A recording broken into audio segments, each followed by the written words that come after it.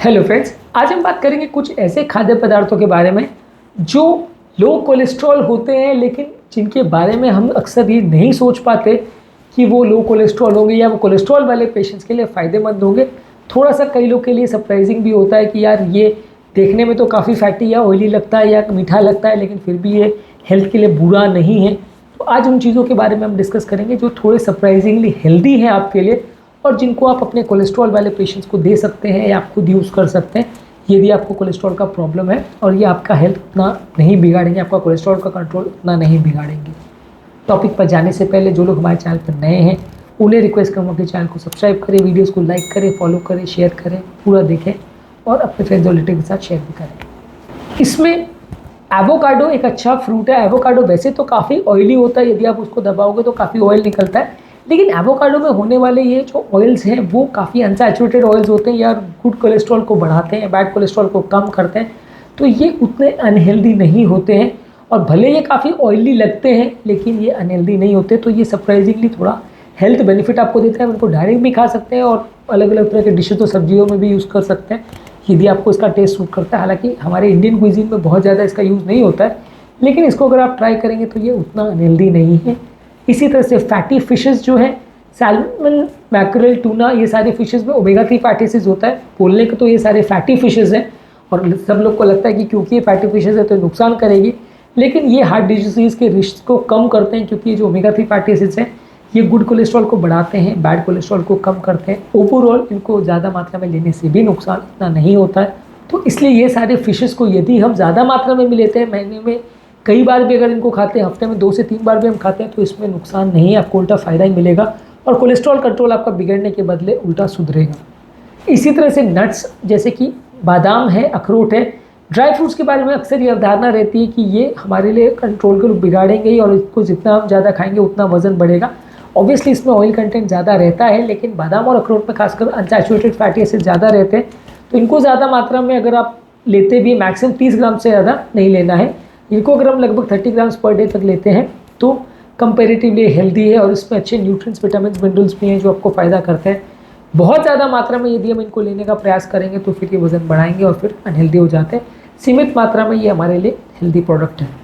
इसी तरह से बेरीज़ जैसे स्ट्रॉबेरी, ब्लूबेरी, रास्पबेरी, ये सारे वैसे तो बहुत अच्छे फ्रूट्स हैं।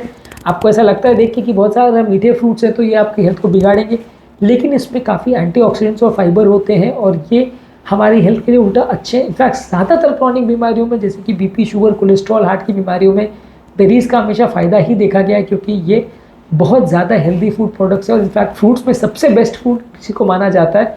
तो यदि आप इसको रेगुलर बेस पे लेते हैं तो ये नुकसानदायक नहीं है। ज़्यादा मात्रा में लेंगे तो भी उतना ज़्यादा नुकसान नहीं करेगा, क्योंकि इनका ग्लाइसेमिक इंडेक्स कम है।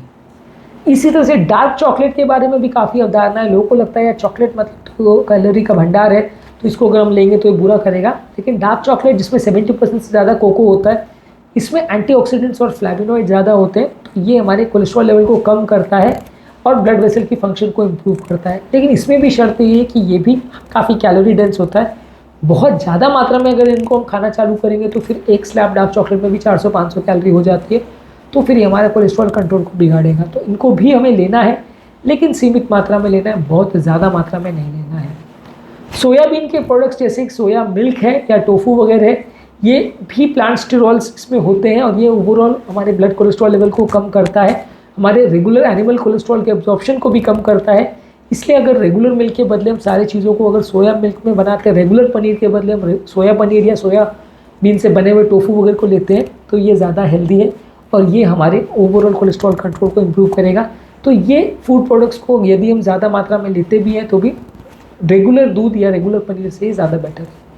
इसी तरह से गार्लिक, वैसे तो ये है कि माना जाता है कि स्पाइस है और ज़्यादा मसालेदार चीज़ों को खाने से कोलेस्ट्रॉल में कुछ फ़ायदा नहीं होगा, लेकिन इसमें कोलेस्ट्रॉल लोअरिंग कंपाउंड होता है एलिसिन, जिसके कार्डियोवास्कुलर बेनिफिट्स हैं, और ये बॉडी के इन्फ्लेमेशन और सूजन को कम करता है, कोलेस्ट्रॉल लेवल्स को कम करता है। तो इसलिए लहसुन को अगर हम ज़्यादा मात्रा में लेते हैं तो वैसे तो ये थोड़ा सा ऑयली भी होता है, और वैसे तो ये थोड़ा सा स्पाइसी होता है, जिसको हम वैसे तो हेल्दी नहीं मानते ज़्यादातर, लेकिन लहसुन हेल्थ ज़्यादा बेनिफिट्स देता है, और ये स्पाइसी टेस्ट होने के बावजूद भी अगर बॉडी में जाता है तो फ़ायदा करता है। इसी तरह से अलग अलग तरह की दालें हैं और काबुली चना वगैरह, अलग अलग तरह के चने हैं, ये जितने भी ज़्यादा मात्रा में खाएं, अगर ये थोड़ा कैलोरीज में ज़्यादा भी जाता है तो भी, क्योंकि इसमें फाइबर कंटेंट काफ़ी अच्छा है, प्रोटीन कंटेंट काफ़ी ज़्यादा अच्छा है, तो ये प्लांट बेस्ड प्रोटीन होने की वजह से कभी भी आपका वजन नहीं बढ़ाते और कोलेस्ट्रॉल लेवल को कम ही करते हैं। हाँ, इनको ये है कि खाने के साथ बहुत ज़्यादा मात्रा में मत खाइए, नहीं तो ये भी थोड़ा कैलोरी ही देंगे। खाने के बदले अगर इनको खाते हैं तो ये काफ़ी हेल्दी है और ये आपके ओवरऑल हेल्थ को इम्प्रूव ही करेगा। तो इसको आप ज़्यादा मात्रा में हर सब्जियों के साथ या हर चीज़ों के साथ आप अलग अलग तरह की दालें, अलग अलग तरह के चने और बीन्स को लेते हैं तो ये काफ़ी हेल्दी है। इसी तरह से ओट्स में काफ़ी फाइबर कंटेंट होता है और बीटा ग्लूकन्स होते हैं जो कि कोलेस्ट्रॉल लेवल को कम करते हैं और कोलेस्ट्रॉल के आंतों में अब्जॉर्प्शन को कम करते हैं। इसलिए ओट्स को यदि हम ब्रेकफास्ट में या डिनर में या किसी भी टाइम पर अगर ज़्यादा मात्रा में खाते हैं, अलग अलग तरह से उसको बनाते हैं, खासकर नेचुरल ओट्स को, तो वो काफ़ी हेल्दी है। लेकिन हाँ, अगर हम बहुत ज़्यादा उसको स्पाइसी बनाते हैं, बहुत ज़्यादा मसाला या ऑयल डाल के उसको बनाते हैं, या कई बार जो मिल्क ओट्स आते हैं उसमें बहुत ज़्यादा उसमें फ्रूट्स डालते हैं, तो वो शुगर वगैरह डालते हैं, दूध डालते हैं, तो थोड़ा सा अनहेल्दी हो सकता है। तो उसमें क्या डाल रहे हैं उसके हिसाब से कई बार डिपेंड करता है। लेकिन ज़्यादातर ओट्स किसी भी तरह से हम लेते हैं तो वो हेल्थ के लिए उतना बुरा नहीं है, अनलेस हम उसको ऐसे कॉम्बिनेशन में डालते हैं जो कि अनहेल्दी होता है। इसके अलावा कोई भी तरह की अगर आप सब्जियां अगर खाते हैं, खासकर हरी साग सब्जी है, पालक मेथी वगैरह है, ब्रोकोली है, स्विस चार्ट वगैरह है, कोलाड ग्रीन्स है, या जो भी फूल गोभी के ग्रुप की जो है क्रूसीफेरस वेजिटेबल्स है, यानी फूल गोभी, पत्ता गोभी या ब्रोकोली है, ये सारे तरह की जो सब्जियां हैं ये हमारे लिए काफ़ी हेल्दी हैं और इनको हम जितनी भी ज़्यादा मात्रा में खाएं ये कोलेस्ट्रॉल लेवल्स को कम करती है। तो ये खाद्य पदार्थों में अगर हम रेगुलर बेस पे लेते हैं तो काफ़ी चांसेस है कि हमारे कोलेस्ट्रॉल को कम करने में मदद करें। इनको हम खाने के साथ या खाने के बदले ज़्यादा मात्रा में भी खाएंगे तो ये हमारे पेट को ज़्यादा भरा हुआ महसूस कराएंगे, हमारे कुछ और खाने की इच्छा नहीं होगी, तो ओवरऑल कोलेस्ट्रॉल कंट्रोल में काफ़ी मदद मिलेगा।